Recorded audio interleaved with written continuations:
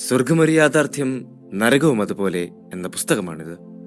ദൈവം തിരഞ്ഞെടുത്ത വസൂല റീഡന്റെ അസാധാരണമായ ജീവിതാനുഭവങ്ങളിലൂടെയുള്ള ഈ യാത്രയിൽ നിങ്ങളും ചേരൂ. എപ്പിസോഡ് 7. ദൗത്യം.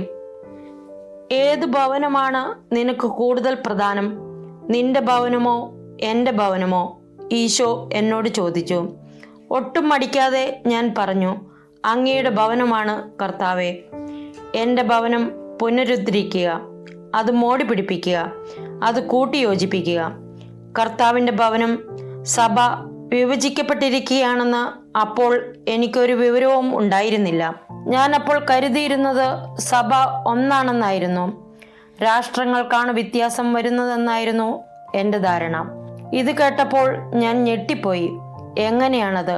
എനിക്കതിനെപ്പറ്റി ഒന്നും അറിയില്ലല്ലോ എന്ന് ഞാൻ ആവലാതിപ്പെട്ടു. ഒന്നുമില്ലായ്മയായി നിലകൊള്ളുക. നിന്റെ ഒന്നുമില്ലായ്മയിൽ ഞാൻ എൻ്റെ ശക്തിയും ആധിപത്യവും പ്രകടമാക്കും. നിനക്കും നിന്റെ സ്വാർത്ഥതയ്ക്കും മരിക്കുക. എൻ്റെ പരിശുദ്ധാത്മാവിനെ നിന്നിൽ നിശ്വസിക്കാൻ അനുവദിക്കുക. നിന്നെ രൂപപ്പെടുത്താനും മെനഞ്ഞെടുക്കാനും എന്നെ അനുവദിക്കുക. അപ്പോൾ നീ എന്തായിരിക്കണമെന്ന് ഞാൻ ആഗ്രഹിക്കുന്നുവോ നീ അതായിത്തീരും. എനിക്കെന്ത് ചെയ്യാൻ കഴിയും? ദൈവമേ, അങ്ങ് എന്തുകൊണ്ടാണ് ഈ ഒന്നും അറിഞ്ഞുകൂടാത്ത എന്നെ തിരഞ്ഞെടുത്തത് എന്ന് ഞാൻ വികൽപ്പപ്പെട്ട് ചോദിച്ചു. ദുരിതം അനുഭവിക്കുന്നവർ എന്നെ ആകർഷിക്കുന്നുവെന്ന് നിനക്കറിഞ്ഞുകൂടെ? അവിടുന്ന് തുടർന്നു. നിന്റെ ദുരിതത്തിൽ കൂടി ലോകത്തിന് ഞാൻ എൻ്റെ കരുണ കാണിച്ചു കൊടുക്കും. വരിക, വന്നെന്നിൽ ആനന്ദം കൊള്ളുക. കുഞ്ഞുങ്ങൾ എൻ്റെ ബലഹീനതയാണ്, കാരണം അവരെ രൂപപ്പെടുത്താൻ അവർ എന്നെ അനുവദിക്കുന്നു. അനുദിനമുള്ള ഇത്തരം കൂടിക്കാഴ്ചകളും പഠിപ്പിക്കലുകളും ദൈവകൃപയുടെയും സ്വർഗീയ ആനന്ദത്തിൻ്റെതുമായ ഒരു കാലഘട്ടത്തിലേക്ക് എന്നെ ആനയിച്ചു. ഈശോയുടെ കീഴിൽ സ്വകാര്യ ട്യൂഷൻ നടത്തുന്ന ഒരു വിദ്യാർത്ഥിയെപ്പോലെയായിരുന്നു എന്നല്ല, പ്രത്യുത അവിടുത്തെ പക്കലേക്ക് ആകർഷിച്ചടുപ്പിക്കപ്പെട്ട് ഒരാത്മീയ മധുവിധം അനുഭവിക്കുന്ന അവസ്ഥയിലായിരുന്നു എന്നാണ് എനിക്ക് പറയാൻ കഴിയുക. സ്രഷ്ടാവും ഞാനും മാത്രം സ്വകാര്യതയിൽ ആയിരിക്കുന്ന അവസ്ഥ. അവിടുന്ന് എന്നോട് പറഞ്ഞ ഓരോ വാക്കും കവിതയും മതതത്വങ്ങളും സദ്ധർമ്മവും ആയിരുന്നു. അവിടത്തേക്ക് വേണ്ടി എന്തു തന്നെയും ചെയ്യാൻ എൻ്റെ മനസ്സ് ഒരുക്കമായിരുന്നു. ഞാനിങ്ങനെ ആനന്ദപ്രകർഷത്തിൽ തുടരവേ ഒരു ദിവസം ഈശോ എന്നോട് അതിപ്രധാനമായൊരു ചോദ്യം ചോദിച്ചു. എൻ്റെ പാദങ്ങളുടെ കീഴിൽ ഭൂമി കുലുങ്ങുന്നത് പോലെ എനിക്ക് തോന്നി. ആ വാക്കുകൾ കേട്ടപ്പോൾ തന്നെ ഭയം എന്നെ ഗ്രസിച്ചു. കേട്ട വാക്കുകൾ എഴുതാൻ ഞാൻ സ്വയം അനുവദിച്ചില്ല. പെൻസിൽ ഞാൻ ഉയർത്തിപ്പിടിച്ചു. എൻ്റെ പെട്ടെന്നുള്ള അസ്വസ്ഥത ഈശോയെ നിരാശപ്പെടുത്തി. അവിടുത്തെ സ്വരത്തിൽ നിന്ന് അത് മനസ്സിലാക്കാമായിരുന്നു. അവിടുന്ന് പറഞ്ഞു, നിന്റെ ഭയങ്കരമായ ബലഹീനതയിലും എനിക്ക് നിന്നിൽ വസിക്കാൻ കഴിയും. നീ എന്നെ ശുശ്രൂഷിക്കാൻ തയ്യാറാണോ വസുല? നീ എന്നെ ശുശ്രൂഷിച്ചാൽ നിന്നിൽ എൻ്റെ പീഡാസഹനം ഞാൻ അനാവരണം ചെയ്യും. 23/5/1987. പീഡാസഹനം. ഞാൻ ആ വാക്ക് ആവർത്തിച്ചു. എനിക്കവൻ പറഞ്ഞത് മനസ്സിലായില്ല. അതെ, പീഡാസഹനം. പിറകെ അവിടുന്ന് പറഞ്ഞത് ഞാനത് കേട്ട് കഴിഞ്ഞിരുന്നു. എഴുതാതിരിക്കാൻ ഞാൻ പെൻസിൽ മാറ്റി. കർത്താവിനെ ഞാൻ നിരാശപ്പെടുത്തിയെന്ന് എനിക്ക് മനസ്സിലായി. അതെന്നെ അസ്വസ്ഥപ്പെടുത്തി. എന്നാൽ എന്താണ് സംഭവിക്കാൻ പോകുന്നതെന്നോർത്ത് ഞാൻ ഭയപ്പെട്ടു. എൻ്റെ വീടും കുടുംബവും വിട്ട് ഞാനൊരു കർമ്മലീത്ത മഠത്തിലോ മറ്റോ ചേർന്ന് സന്യാസിനിയായി ജീവിക്കണമെന്നാണ് അവിടുന്ന് ആവശ്യപ്പെടുന്നതെന്ന് ഞാൻ ഭയന്നു. രാത്രി മുഴുവൻ ഈശോ എന്നോട് ആവശ്യപ്പെട്ടതിനെപ്പറ്റി ഞാൻ ചിന്തിച്ചു. കഴിഞ്ഞ കാലത്തിൽ എങ്ങനെ കഴിഞ്ഞവളാണെന്ന് ഞാൻ ഓർത്തു.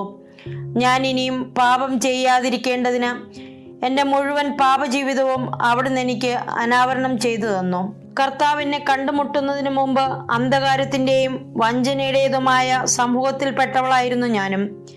എന്നാൽ നമ്മുടെ കർത്താവിനെ പ്രകാശത്തിൻ്റെതും സത്യത്തിൻ്റെതുമായ ലോകത്തിലേക്ക് കൂട്ടിച്ചേർത്തു. അതുകൊണ്ട് അന്ധമായ വിശ്വാസത്തോടെ മുമ്പോട്ട് പോകാനും ദൈവേഷ്ടത്തിന് എന്നെ തന്നെ വിട്ടുകൊടുത്തുകൊണ്ട് എനിക്ക് തീർത്തും അജ്ഞാതമായ ഒരാത്മീയ ജീവിതത്തിലേക്ക് എടുത്തു ചാടാനും ഞാൻ തീരുമാനിച്ചു. ഞാൻ പിന്നീട് തിരുവചനങ്ങളിൽ നിന്ന് മനസ്സിലാക്കിയതുപോലെ കർത്താവ് നമ്മുടെ പക്ഷത്തെങ്കിൽ ആര് നമുക്കെതിരെ നിൽക്കും? റോമ 8:31. രാത്രി മുഴുവൻ ഇങ്ങനെ ചിന്തിച്ചുറച്ച് പിറ്റേ ദിവസം ഞാൻ ഈശോയുടെ അടുത്ത് തിരിച്ചു ചെന്നിട്ട് അവിടുത്തെ ചോദ്യം ഇങ്ങനെ തിരിച്ചു ചോദിച്ചു: ഞാൻ അവിടുത്തേക്ക് ശുശ്രൂഷ ചെയ്യണമെന്ന് അവിടുന്ന് ആഗ്രഹിക്കുന്നുണ്ടോ? പെട്ടെന്ന് തന്നെ അവിടുത്തെ സന്തോഷം എനിക്ക് മനസ്സിലായി. വികാരഭരിതനായി അവിടുന്ന് പറഞ്ഞു: ഉവ്, ഞാനത് വളരെയധികം ആഗ്രഹിക്കുന്നു. വസൂല, വരിക. എവിടെ, എങ്ങനെ എനിക്ക് ശുശ്രൂഷ ചെയ്യണമെന്ന് ഞാൻ നിന്നെ കാണിച്ചു തരാം. ഇപ്പോഴത്തെ പോലെ തന്നെ ജോലി ചെയ്യുകയും എന്നെ ശുശ്രൂഷിക്കുകയും ചെയ്യുക. നീ ഇപ്പോഴത്തേതുപോലെ ആയിരിക്കുക. സ്നേഹം ഏറ്റവും കൂടുതൽ ആവശ്യമുള്ള ഇടങ്ങളിലാണ് എന്നെ ശുശ്രൂഷിക്കാൻ കഴിവുള്ള ശുശ്രൂഷകരെ ഞാൻ അന്വേഷിക്കുന്നത്. കഠിനമായി അധ്വാനിക്കുക, കാരണം നീ പാപികളുടെയും അവിശ്വാസികളുടെയും ഇടയിലാണ്.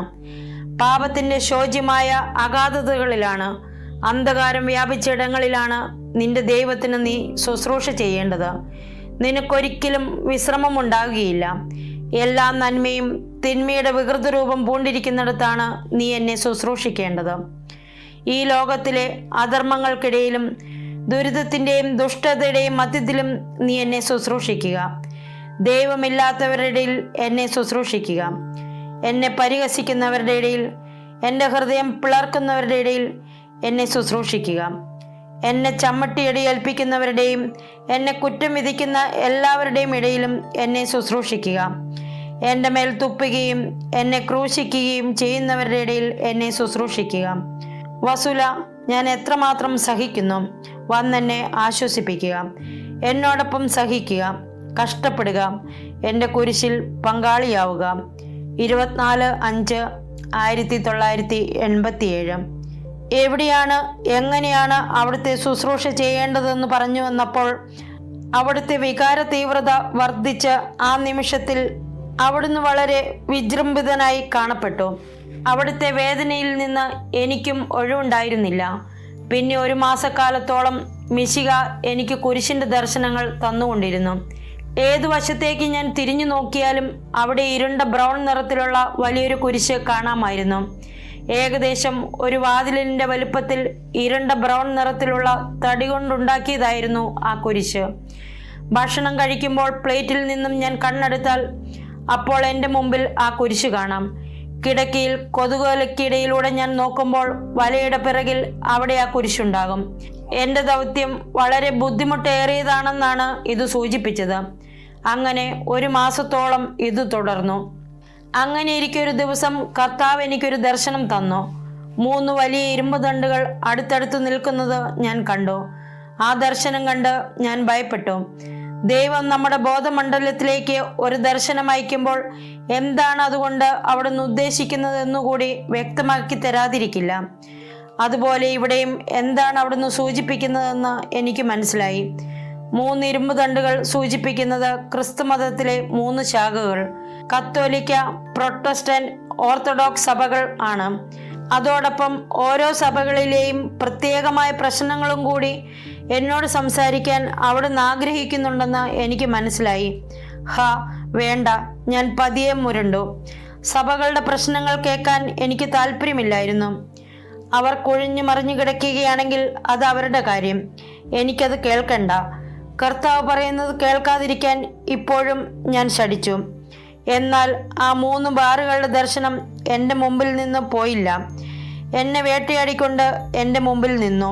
അവസാനം ഒന്നും ഉരിയാടാതെ എൻ്റെ പേഴ്സ് എടുത്ത് കാറിൽ ചാടിക്കയറി അതിവേഗത്തിൽ ഓടിച്ചുപോയി.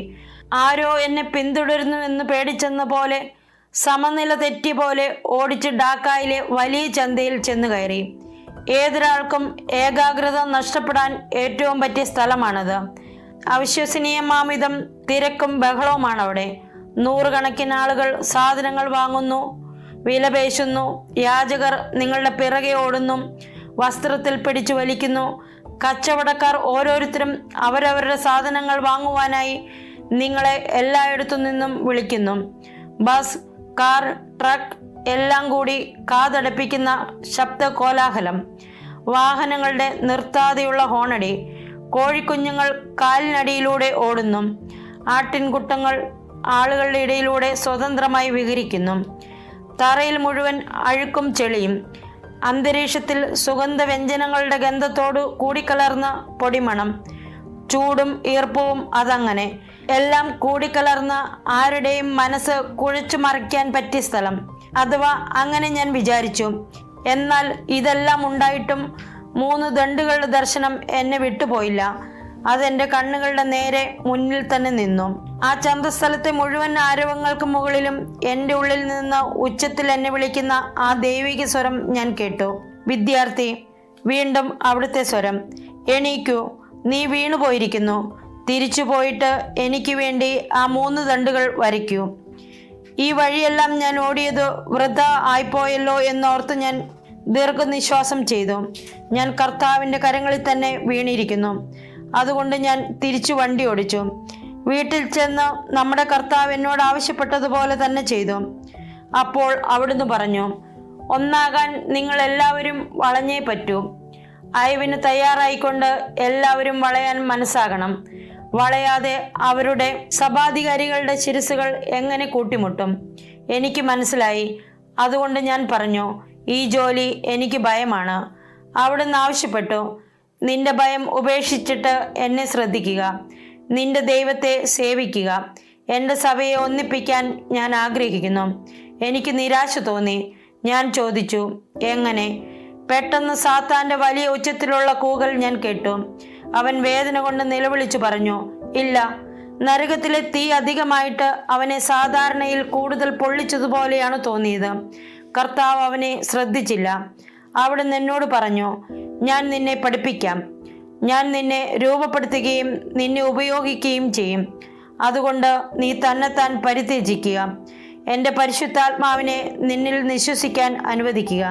നിന്റെ പരമാവധി നീ ചെയ്യുക. ബാക്കി ഞാൻ ചെയ്തു കൊള്ളാം.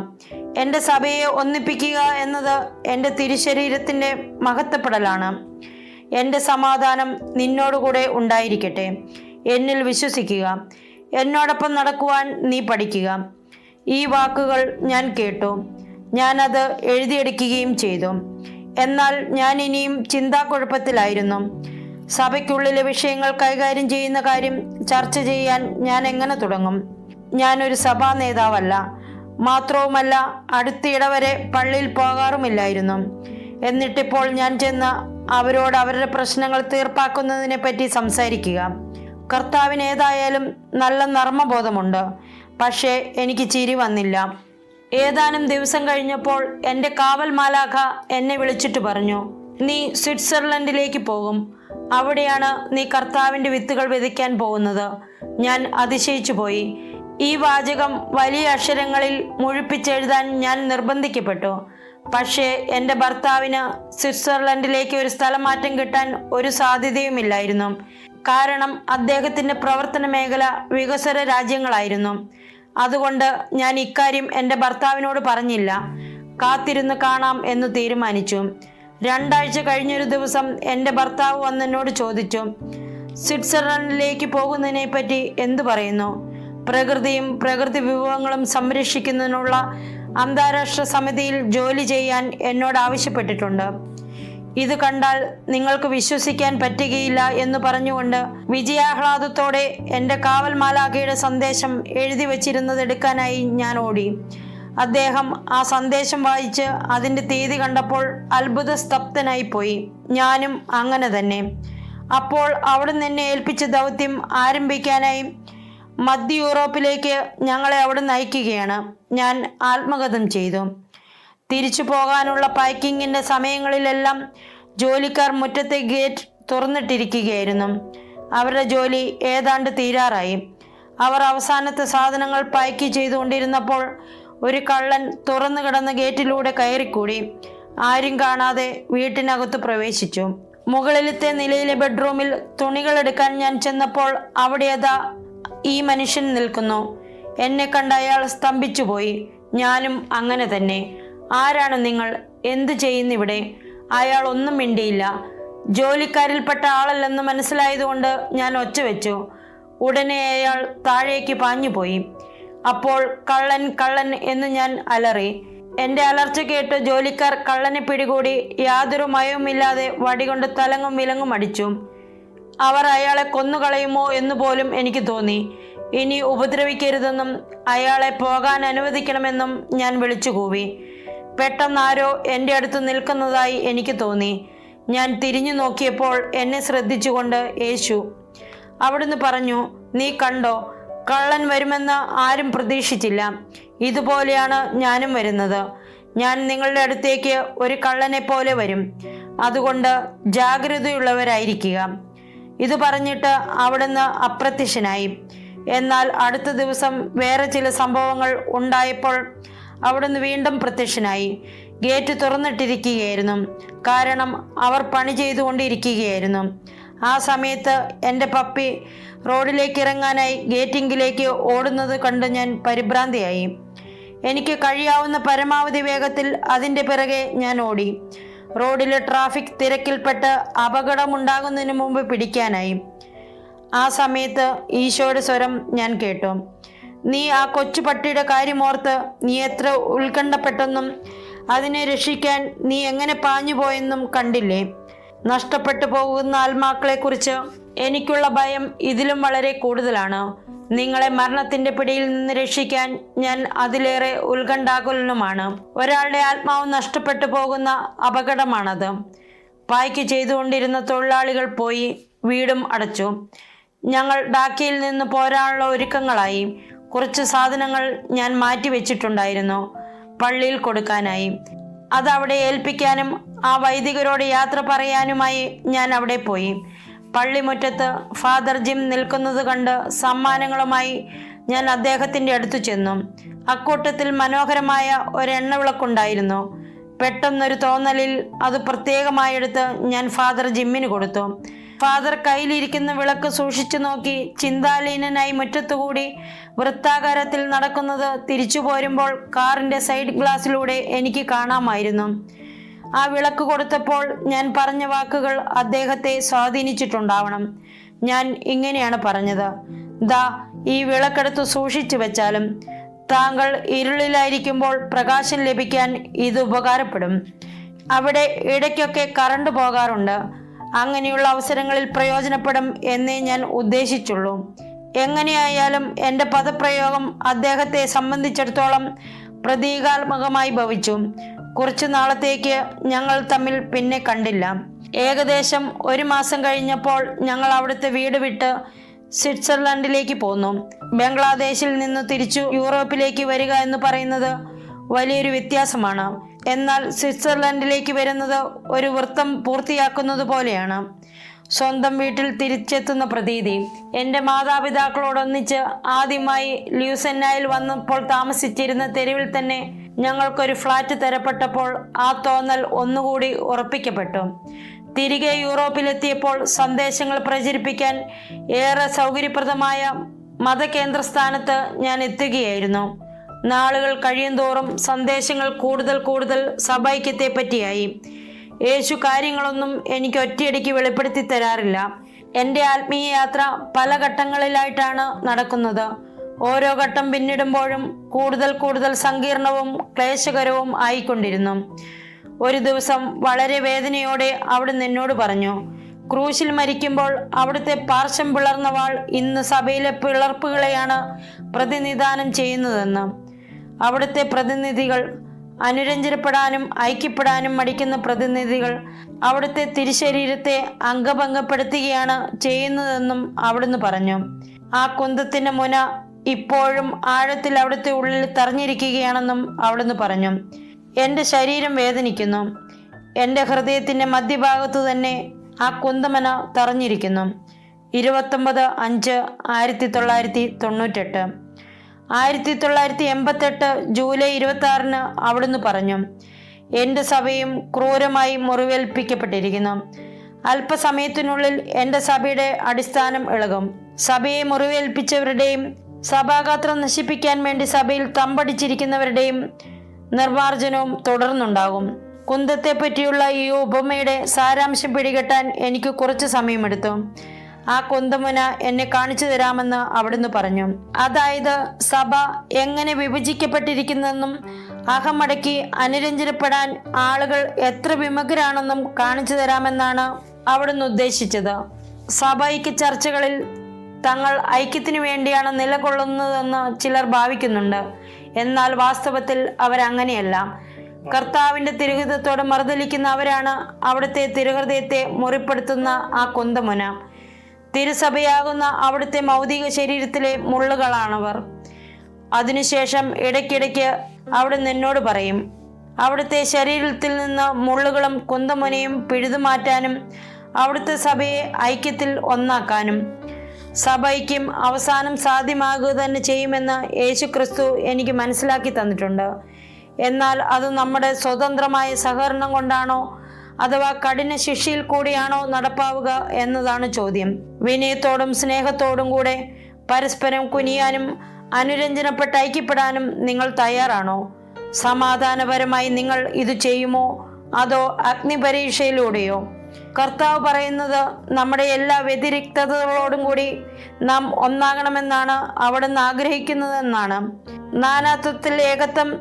ഈ ഐക്യത്തിലൂടെ അവിടുത്തെ തിരുശരീരം സുഖമാക്കപ്പെടുകയും സംയോജിക്കപ്പെടുകയും അങ്ങനെ ആ തിരുശരീരം പൂർണ്ണമാവുകയും ചെയ്യും. അപ്പോൾ പിതാവിനോടുള്ള യേശുവിൻ്റെ പ്രാർത്ഥന നിവൃത്തിയാകും. പിതാവേ, അങ്ങ് എന്നിലും ഞാൻ അങ്ങയിലും ആയിരിക്കുന്നത് പോലെ അവരും നമ്മിലായിരിക്കുന്നതിനും അങ്ങനെ അവിടുന്ന് എന്നെ അയച്ചുവെന്ന് ലോകം അറിയുന്നതിനും വേണ്ടി ഞാൻ പ്രാർത്ഥിക്കുന്നു. യോഹന്നാൻ 17:21. മാർപ്പാപ്പയുടെയും അതുപോലെ മറ്റു സഭാ തലവന്മാരുടെയും അടുക്കൽ ചെന്ന് അവർക്ക് സഭൈക്യത്തെപ്പറ്റി സൂചന നൽകുന്ന കർത്താവിൻ്റെ സന്ദേശങ്ങൾ ഞാൻ അവർക്ക് കൈമാറുക. എനിക്കത് അതിശയകരമായിരുന്നു. എനിക്കെങ്ങനെ അവരെ സമീപിക്കാൻ പറ്റും? അവരെന്നെ ശ്രദ്ധിക്കുമോ? ഒന്നുമല്ലാത്ത ഒരുവൾ ദൈവം അവളോട് സംസാരിക്കുന്നു എന്ന് പറഞ്ഞാൽ വിശദമായ അന്വേഷണം നടത്താതെ അവർ വിശ്വസിക്കുകയില്ലെന്ന് അവരുടെ രീതിയിൽ നിന്ന് എനിക്ക് മനസ്സിലായി. ഒരു യുദ്ധം കൂടാതെ അത് സംഭവിക്കുകയില്ലെന്ന് എനിക്കറിയാമായിരുന്നു. അപ്പോൾ മുതൽ എൻ്റെ പേര് നശിപ്പിക്കുന്നതിനും എൻ്റെ ദൗത്യം തകർക്കുന്നതിനും എൻ്റെ വിശ്വാസ്യത ഇല്ലാതാക്കുന്നതിനുമുള്ള പരിശ്രമങ്ങളുടെ ഒരു പ്രവാഹം തന്നെയായിരുന്നു. പൊള്ളയായ കുറ്റാരോപണങ്ങൾ, അപകീർത്തിപ്പെടുത്തുന്ന എണ്ണമില്ലാത്ത പ്രസ്താവനകൾ, പക നിറഞ്ഞ സംസാരങ്ങൾ, വധഭീഷണി. ഇങ്ങനെ പുരോഹിത സമൂഹം പകയോടെ ഏറ്റുമുട്ടൽ അവസാനമില്ലാതെ തുടർന്നുകൊണ്ടിരുന്നു. ചിലർ പറഞ്ഞു, ഞാൻ കോടിക്കണക്കിന് ഡോളർ സമ്പാദിക്കുന്നുണ്ടെന്ന്. വേറെ ചിലർ പറയുന്നു, ആഡംബര കാറുകളും വണ്ടികളും ഉണ്ടെന്നും ഡ്രൈവറെ വെച്ച് അതിൽ വിലസുകയാണെന്നും ഞാനൊരു കപട നേതാവാണെന്നും ജനങ്ങളെ കൊണ്ട് നിർബന്ധിച്ച് സന്ദേശങ്ങൾ വായിക്കുകയുമാണെന്നുള്ള പ്രചാരണമായിരുന്നു ഏറ്റവും ഭയങ്കരം. 1987 ഏപ്രിൽ 23 കർത്താവ് എനിക്ക് മുന്നറിയിപ്പ് തന്നിട്ടുണ്ടായിരുന്നു. ഈ ലോകത്തിലെ നികൃഷ്ടമായ പാപങ്ങളുടെ ആഴങ്ങളിൽ നിന്റെ ആത്മാവ് അനാവൃതമാക്കപ്പെടും. ദുഷ്ടതയുടെയും ഉദാസീനതയുടെയും ഇടങ്ങളിലും അധർമ്മത്തിന്റെ അഗാധതകളിലും അവരുടെ മുമ്പിൽ പറന്നു നടക്കുന്ന ഒരു പ്രാവിനെ പോലെ നീ ലോകത്തെ വീക്ഷിക്കും. കൈപ്പോടെ ഓരോ പ്രവൃത്തിയും നോക്കിക്കാണും. നീ എൻ്റെ ബലിവസ്തുവായിരിക്കും, നീ എൻ്റെ ഉന്നവുമായിരിക്കും. നായാട്ടുകാരെ പോലെ അവർ നിന്നെ വേട്ടയാടും, ആയുധങ്ങളെടുത്ത് നിന്നെ പിന്തുടരും. നിന്നെ നശിപ്പിക്കുന്നവർക്ക് വലിയ പ്രതിഫലം വാഗ്ദാനം ചെയ്യപ്പെടും. ഞാൻ വിറച്ചുപോയി. താഴ്ന്ന സ്വരത്തിൽ ഞാൻ ചോദിച്ചു, എന്താണ് കർത്താവേ, എനിക്ക് എന്താണ് സംഭവിക്കുന്നത്? രാജകീയ പ്രൗഢിയോടെ അവിടുന്ന് പറഞ്ഞു, മകളെ, നിന്നോട് ഞാനിത് പറയാം, ഒന്നും നിഷ്ഫലമായി പോവുകയില്ല. ഭൂമിയിലെ നിഴലുകൾ മാഞ്ഞു മറഞ്ഞു പോകും. കളിമണ്ണ് ആദ്യ മഴത്തുള്ളികളിൽ തന്നെ കഴുകി ഒലിച്ചു പോകും. എന്നാൽ നിന്റെ ആത്മാവ് ഒരിക്കലും നശിക്കുകയില്ല. ഞാൻ തന്നെത്താൻ ചിന്തിച്ചു, ഇപ്പോൾ അതെല്ലാം ആരംഭിക്കുകയാണ്. സഭൈക്യത്തിന് വേണ്ടിയുള്ള ജോലി ഇപ്പോൾ ആരംഭിക്കുകയാണ്. ഞാൻ കർത്താവ് പറയുന്നത് ശ്രദ്ധിച്ചു കേൾക്കാൻ തുടങ്ങിയിട്ടേ ഉള്ളൂ. സഭകൾ തമ്മിലുള്ള തർക്കങ്ങളും അവരുടെ വിഭാഗീയതകളും എല്ലാം അവിടുന്ന് എനിക്ക് അനർഗളം വിശദമാക്കി തരികയായിരുന്നു. അങ്ങനെ സഭകൾ പരസ്പരം തെറ്റായ രീതിയിൽ പോവുകയും അതുവഴി ധാരാളം ക്രിസ്ത്യാനികൾ വിശ്വാസത്യാഗത്തിലേക്ക് നീങ്ങുകയും ചെയ്തു. ഇതുവരെ ഞാൻ കണ്ടെത്തിയത് ഭീമാകാരമായ മഞ്ഞുമലയുടെ ഒരറ്റം മാത്രമാണെന്നൊരു വെളിച്ചം എനിക്ക് ലഭിച്ചു. അപ്പോൾ എൻ്റെ ദൗത്യ വഴികളും അതിൻ്റെ കഷ്ടപ്പാടും എൻ്റെ ജീവിതവും എല്ലാം ഒരു ചുരുൾ വിടർത്തുന്നത് പോലെ വിസ്മയകരമായ ഒരു ദർശനത്തിലൂടെ അവിടുന്ന് എനിക്ക് വെളിപ്പെടുത്തി തന്നു. നിങ്ങൾ കേട്ടത് സ്വർഗം ഒരു യാഥാർത്ഥ്യം, നരകവും അതുപോലെ. അടുത്ത എപ്പിസോഡിൽ വീണ്ടും കണ്ടുമുട്ടാം. നന്ദി. ദൈവം നമ്മെ അനുഗ്രഹിക്കട്ടെ.